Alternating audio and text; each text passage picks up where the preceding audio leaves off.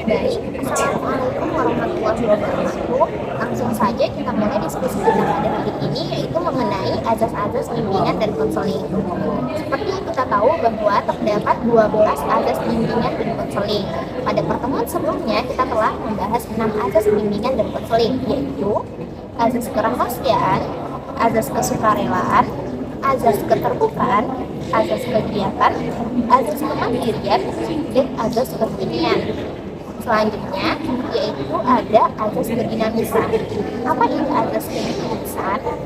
Jadi azas kedinamisan ini ya, yaitu azas bimbingan konseling yang menghendaki isi layanan bimbingan konseling tidak statis. Bagaimana maksudnya tidak statis? Nah, jadi maksud dari tidak statis ini selalu bergerak terus gitu, berkembang dan berkelanjutan sesuai dengan kebutuhan dari waktu ke waktu. Nah, dari hal tersebut usaha bimbingan konseling yang terjadi itu menghendaki atau bertujuan terjadinya perubahan pada konseling yang dibimbingnya.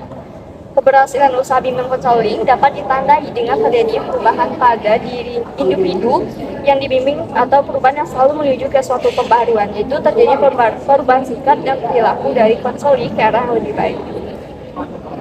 Berarti dari azas kedinamisan ini adalah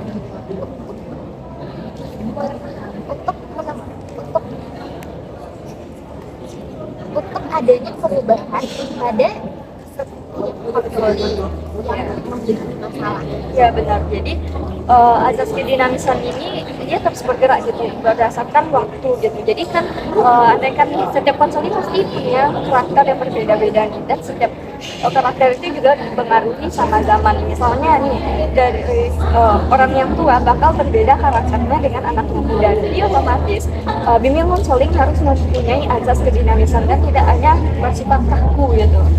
Nah, selanjutnya dalam mewujudkan terjadinya perubahan sikap dan perilaku pada konseling itu membutuhkan waktu dan proses cukup lama. Ini tergantung pada seberapa berat masalah yang dialami oleh konseling.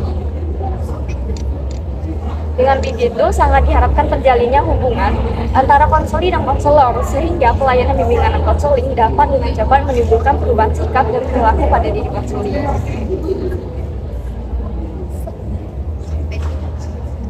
Nah, selain itu, seorang konselor ini juga harus mengikuti perubahan zaman. Jadi kan, tadi kan aku udah nyebutin nih, kalau konselingnya itu bakal beda-beda karakternya tiap zaman orangnya gitu. Misalnya, orang yang umurnya 30 tahun bakal berbeda dengan yang 15 tahun. Nah, konseling yang memberikan arahan juga harus mengetahui dan mengikuti perubahan zaman. Maksudnya konselor, jadi konselor ini harus mengikuti perubahan zaman juga, sehingga dia juga dapat menyesuaikan dengan konselor. Dapat kita temukan contoh dari azas kedinamisan itu, yaitu misalnya ada seorang siswa A sering datang terlambat ke sekolah. Maka siswa A itu harus melakukan proses konseling di sekolah, yang mana itu dibimbing oleh seorang konselor. Sehingga setelah melakukan proses konseling itu, konselor diharapkan dapat membuat perubahan pada diri konseling, yaitu bagaimana siswa itu dapat datang dengan tepat waktu ke sekolah. Nah, benar banget. Nah, selanjutnya itu ada azas keterpaduan ya, Put. Kalau menurut Putri sendiri, azas keterpaduan ini apa? Baik, azas keterpaduan itu adalah azas bimbingan dan konseling yang menghendaki agar berbagai pelayanan dan kegiatan bimbingan dan konseling, baik yang dilakukan oleh konselor maupun pihak lainnya. Maksudnya dalam menangani masalah setiap konseling itu tidak harus diselesaikan oleh konselor. Bisa saja permasalahan yang ditangani oleh seorang konseling itu bukan lagi hak seorang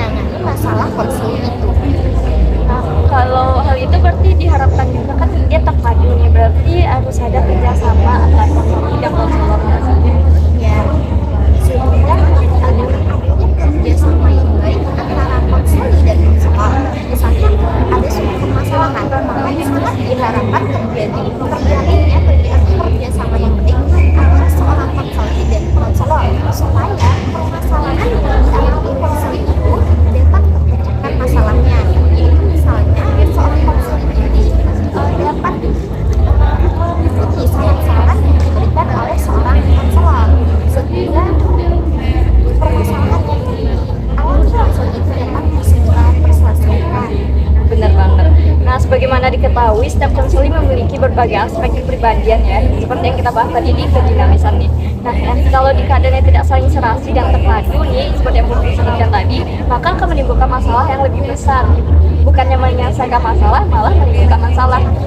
Karena ketidakpaduan antara konseli dan konselor. Di samping keterpaduan pada diri konseli yang dibimbing juga harus diperhatikan, yaitu keterpaduan isi dan proses layanan bimbingan dan konseling yang diberikan. Nah, untuk terselenggaranya asas keterpaduan gimana? Jadi untuk terselenggaranya asas keterpaduan, konselor itu memiliki wawasan yang luas tentang perkembangan konseling dan aspek-aspek konseling serta berbagai sumber yang dapat diaktifkan untuk menangani masalah konseling. Jadi untuk menangani dari seorang konselor, untuk menangani masalah konseling itu dia harus memandang dari berbagai aspek atau memandang dari berbagai faktor kenapa masalah konseling ini dapat terjadi, gitu, supaya masalah ini juga memiliki wawasan yang luas untuk dapat memecahkan masalah konseling itu.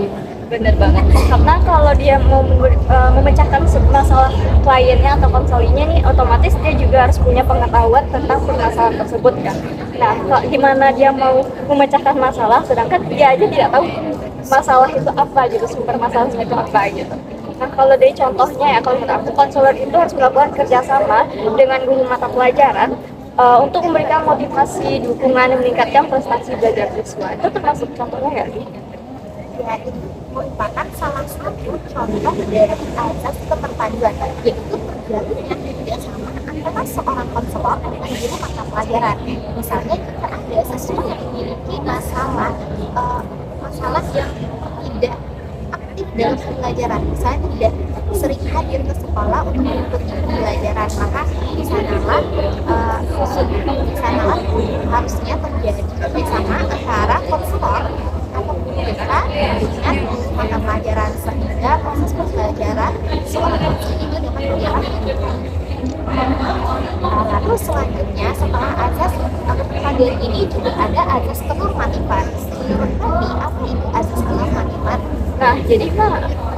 Jadi azas kenormatifan itu juga disebut sebagai keharmonisan, yaitu azas bimbingan dan konseling yang menghendaki agar segenap pelayanan dan kegiatan bimbingan dan konseling didasarkan pada nilai dan norma yang ada, tidak boleh bertentangan dengan nilai dengan norma itu, yaitu nilai dan norma agama, hukum, aturan, adat istiadat, ilmu pengetahuan dan kebiasaan yang berlaku. Nah, sebagaimana pernah dengar kata-kata di mana bumi dipijak, di situ terjadi junjung. Jadi kita harus juga menyesuaikan dengan adat istiadat orang-orang di sekitar gitu. Kita memecahkan masalah, jadi pasti masalah itu juga harus kita cari solusinya yang berkaitan dengan keterbiasaan orang-orang di sekitar. Nggak mungkin kita mencari masalah tapi solusinya itu berkaitan dengan orang yang di lingkungan lain, misalnya ke Jakarta, misalnya masalahnya di Padang, bisa. Nah, nggak mungkin kan kita pindahin menyesuaikan dengan orang-orang yang di Jakarta. Jadi dalam menyelesaikan masalah soal konseling itu juga harus menyesuaikan dengan kenormatifan, norma-norma yang berlaku atau dianut oleh konseling. Tidak boleh kita samakan norma yang kita anut dengan norma konseling. Nah, tujuannya dari hal tersebut biar pelayanan atau kegiatan bimbingan konseling yang dapat dipertanggungjawabkan. Jadi apabila isi dan pelaksanaan tidak berdasarkan nilai dan norma yang dimaksudkan, itu lebih jauh pelayanan kegiatan bimbingan konseling justru harus dapat meningkatkan kemampuan klien memahami, menghayati, dan mengamalkan nilai dan norma tersebut.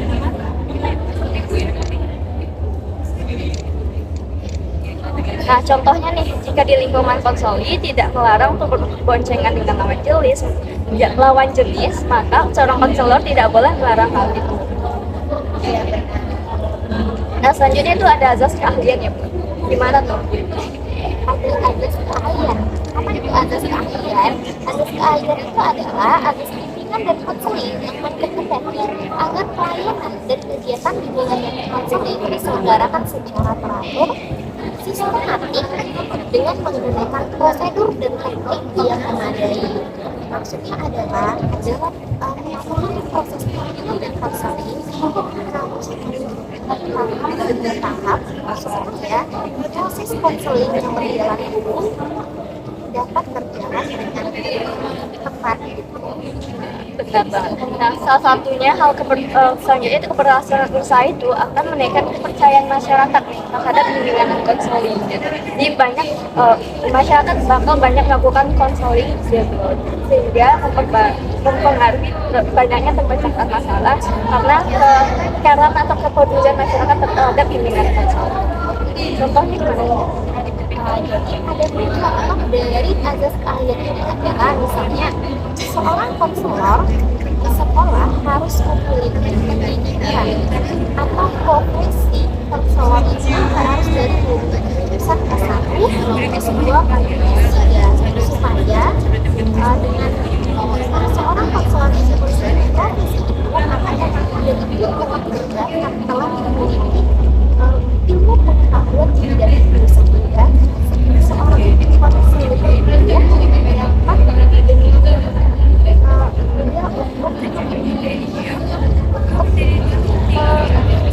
menyatukan masalahnya. Jadi untuk seorang konselor itu kita tidak dapat sembarang orang yang memiliki menjadi seorang konselor karena kita harus tahu itu dari profesi apa. Jadi kita tidak sembarang menjadi seorang konselor, apalagi ini di lingkungan sekolah. Jadi emang harus menyesuaikan mana profesi konselor itu.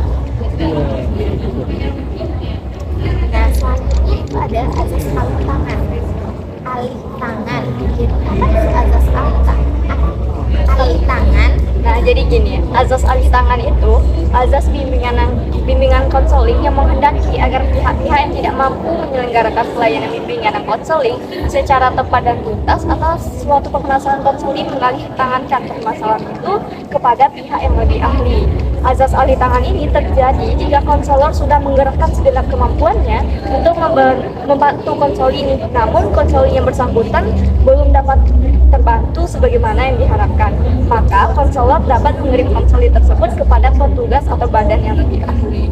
Misalnya memang konselor tidak bisa menanggulangi dari permasalahan konseling ini, maka konselor dapat memindahkan atau mengalihkan ke orang yang lebih ahli atau lebih profesional dalam bidang tersebut atau lebih terkaitnya permasalahan tersebut gitu.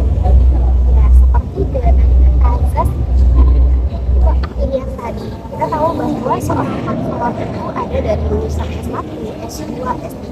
Misalnya seorang konselor yang lulusan S1 itu tidak dapat menemukan pecahan masalah dari seorang konselor, maka dia dapat bertanya atau konsultasi dengan seorang konselor yang lulusan S2. Jadi disebut azas alih tangan. Nah, contohnya kalau di sekolah sendiri ya, seorang siswa mengalami kecanduan narkoba nih. Nah, maka guru BK-nya tuh mungkin belum pernah mengetahui narkoba itu bagaimana jenisnya atau sebagainya. Maka guru BK-nya ini bisa memberikan atau mengalih tangankan ke orang profesional mengenai narkoba. Selanjutnya itu yang terakhir yaitu azas Tutmuri Handayani. Nah, ini berkaitan banget sama pendidikan dan sangat sering kita dengar. Nah, menurut Putri apa? Jadi menurut Putri, azas Tutmuri Handayani ini adalah azas yang menunjuk pada suasana umum yang hendaknya tercipta dalam rangka keseluruhan hubungan antara konselor dan konseling. Lebih-lebih di lingkungan sekolah, azas ini makin dirasakan manfaatnya dan perlu dilengkapi dengan seperti yang kita kenal, Tutmuri Handayani itu ada istilahnya Ing Rasul Sung Pulado atau di depan beri contoh teladan yang baik, Ing Madia Mangun Tarso di tengah memberi bimbingan, dan Tutmuri Handayani di belakang memberi dorongan moral dan semangat. Azas ini juga menuntut pelayanan itu tidak hanya dilaksanakan adanya pada waktu konseling mengalami masalah dan menghadapi konselor saja, namun di luar pelayanan pun proses bimbingan konseling hendaknya tetap dirasakan ada manfaat. Adapun contoh dari azas Tutmuri Handayani ini adalah misalnya seorang konselor harus dapat menjadi teladan yang baik untuk konselingnya. Konselor harus memiliki pribadi yang dapat memberikan kesenangan kepada konselingnya. Jadi seorang konselor itu harus memberikan kesenangan atau ketenangan kepada seorang konseling. Jadi seorang konselor ini harus dapat memberikan rasa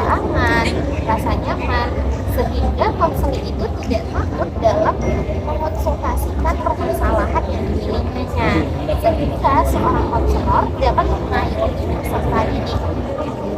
Benar banget. Nah, jadi dari azas-azas yang kita sebutkan tadi berarti saling berketerkaitan ya Bu. Nah, apa aja tuh Bu? Boleh diulangi nggak dari azas pertama sampai 12 apa aja azasnya? Yang pertama tadi yang kita bahas adalah azas kedinamisan.